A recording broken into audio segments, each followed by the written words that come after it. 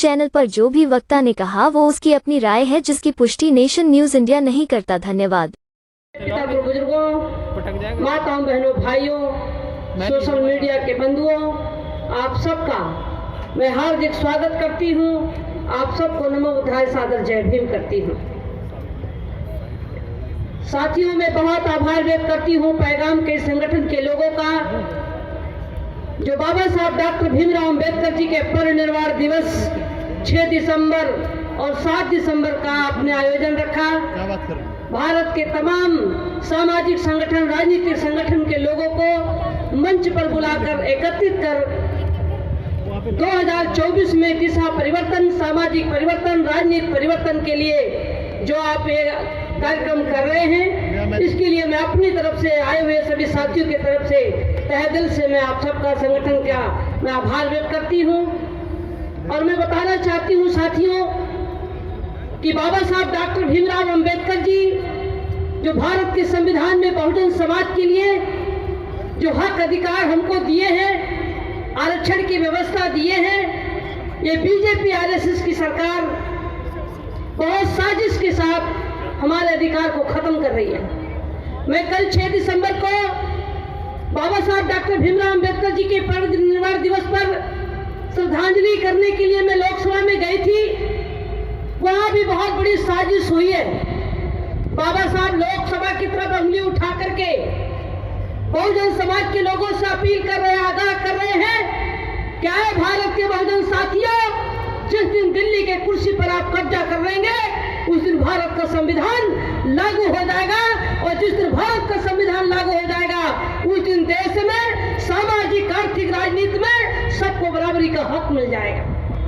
लेकिन किस तरीके से साजिश में, जिस तरीके से जो गोलाई का जो नक्शा बना हुआ है, उस नक्शा को भी छिन्न करके लोकसभा, नई लोकसभा बन रही है। हमारे बहुजन समाज के लोगों को सोचना चाहिए कि जो नई लोकसभा बन रही है उसका कारण क्या है। वो भी एक साजिश है कि जो बाबा साहब अंबेडकर जी का रखा हुआ संविधान है, उस संविधान को बदलने की पूरी साजिश हो चुकी है। केवल ढांचा बचा है, संविधान में जो कानून है वो डेली कानून को बदला जा रहा है। साथियों जागो, मेरे लिए ना सही, भारत के बहुजन समाज के लिए और भारत के बनाए गए भारत के संविधान के लिए आप सब लोग एकजुट होकर के अगर लड़ाई नहीं लड़ेंगे तो 2024 के बाद हम संविधान को नहीं बचा पाएंगे। और अगर संविधान नहीं बचा तो हमारा बहुजन समाज गुलाम हो जाएगा।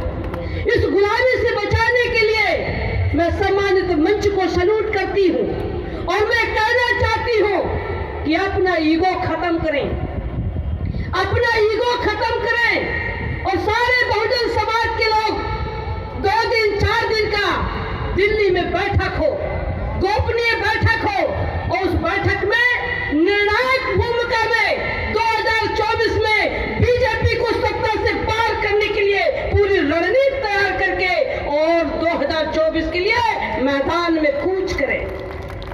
साथियों, मैं तो बताना चाहती हूँ कि 2022 में उत्तर प्रदेश की सत्ता परिवर्तन के लिए मैंने 26 नवंबर 2021 को उत्तर प्रदेश की राजधानी लखनऊ में मैंने कार्यक्रम करके और तमाम बहुजन संगठन के लोगों को एक मंच पर लाने की कोशिश की थी। नेता तो नहीं माने, लेकिन जनता ने तय कर लिया कि अगर नेता नहीं मान रहे हैं तो हमको निर्णय लेना पड़ेगा, और उस निर्णय हुआ। सरकार तो नहीं बन पाई, लेकिन बीजेपी की नाकों चबाने का काम हम लोगों ने करवाने का काम किया था। उत्तर प्रदेश में उनको सबक सिखाने का काम किया था। लेकिन जो चूक हुई, जो गलती हुई, वो गलती 2024 में ना हो, इसके लिए मैं बहुजन साथियों से मैं अपील करूंगी कि जो लड़ाई आपकी है वही लड़ाई हमारी है। इस लड़ाई को जीतने के लिए भारत की राजधानी नई दिल्ली रामलीला ग्राउंड में 23 नवंबर 26 नवंबर 2023 में बहुत बड़ी रैली करने के लिए हम लोग भी तैयारी कर रहे हैं।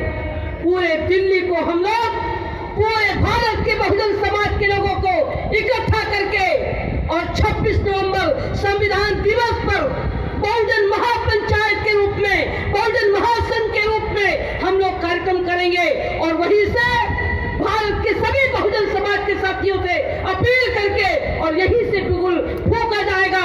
दिल्ली को 2024 में बीजेपी को सत्ता से बाहर करना है और भारत में बहुजन समाज की सरकार बनानी है। आज हमारा समाज अलग अलग संगठन में काम कर रहे हैं।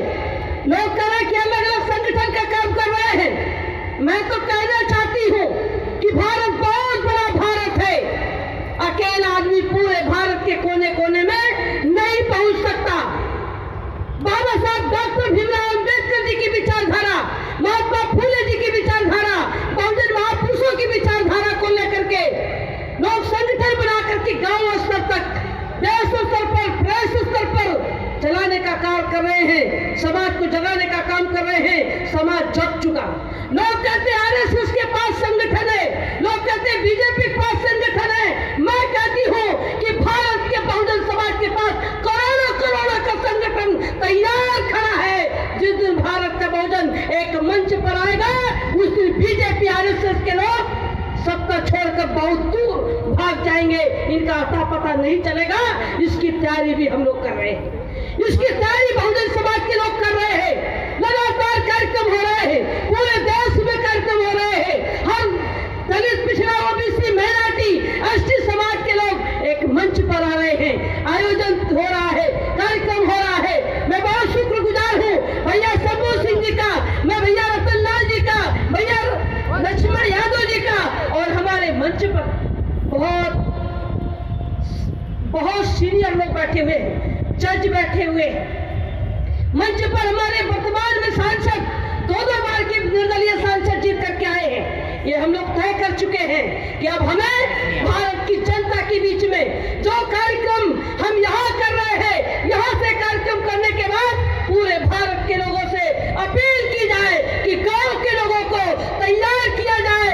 जो इलेक्शन के मौके पर जो हमारे बहुजन समाज के लोगों को लालच दे करके पैसे से खरीदने की जो साजिश कर रहे हैं, माननीय कांशीराम साहब जी ने कहा था क्या बहुजन समाज के लोगों को ना बिकने वाला बहुजन समाज बना करके उन्होंने तैयार किया था। उसमें माननीय कांशीराम साहब जी ने कहा था कि जितनी जिसकी संख्या भारी उतनी उसकी हिस्सेदारी, वोट हमारा राज तुम्हारा, नहीं चलेगा, नहीं चलेगा। ये माननीय कांशीराम साहब जी का नारा था। माननीय कांशीराम साहब जी ने यह भी कहा था, उस समय भी हमारे वोटों को खरीदा जाता था, उस समय हमारे वोटों को साजिश के तहत उनको डिस्टर्ब करने की कोशिश की जाती थी। कभी हिंदू मुस्लिम, कभी भारत पाकिस्तान, कभी मंदिर मस्जिद। यह जब चुनाव आता है तो कहते हैं तुम हो हिंदू, हम है हिंदू, 100 करोड़ देंगे उनको, 1 करोड़ हिंदू, हिंदुस्तान कहाँ से आया, मुसलमान भेजो उनको पाकिस्तान, वर्डा मारो, इनका जान भेज दो इनको कब्रिस्तान। हमारे लोग नहीं समझ पाते थे तो कहते थे जय श्री राम। हमारे लोग नहीं समझ पाते थे।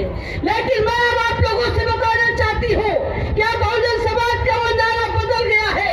अब बहुजन समाज के लोग समझ गए हैं। अब इनके नारों में पढ़ने वाले नहीं है, हिंदू मुस्लिम में पढ़ने वाले नहीं है। हमारा देश धर्म से नहीं चलता, संविधान से चलता है।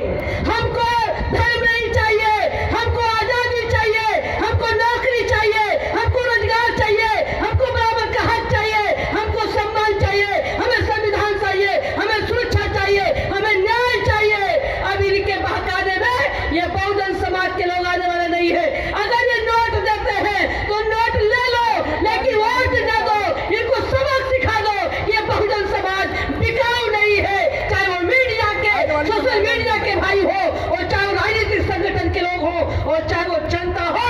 आपको तय करना होगा। इनसे डरने की जरूरत नहीं है। जब चुनाव आता है, बहुजन समाज के लोग बहुजन की राजनीति करते हैं, तो कभी सीबीआई की जांच, तो कभी साजिश करके कोर्ट के द्वारा उनको फंसाने की जो साजिश या बीजेपी के लोग जो साजिश कर रहे हैं, हम लोग निर्भीक होकर के हमारे बड़ नेता, हमारे महापुरुष न डरे हैं, न हम डरेंगे। हमें जेल जाना होगा, हम जेल जाएंगे, गोली खाना होगा,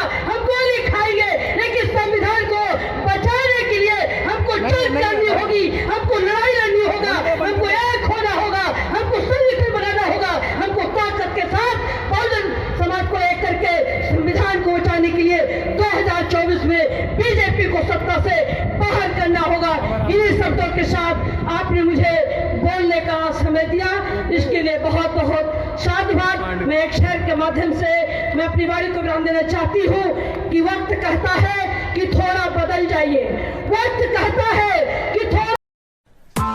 Press the bell icon on the YouTube app and never miss another update.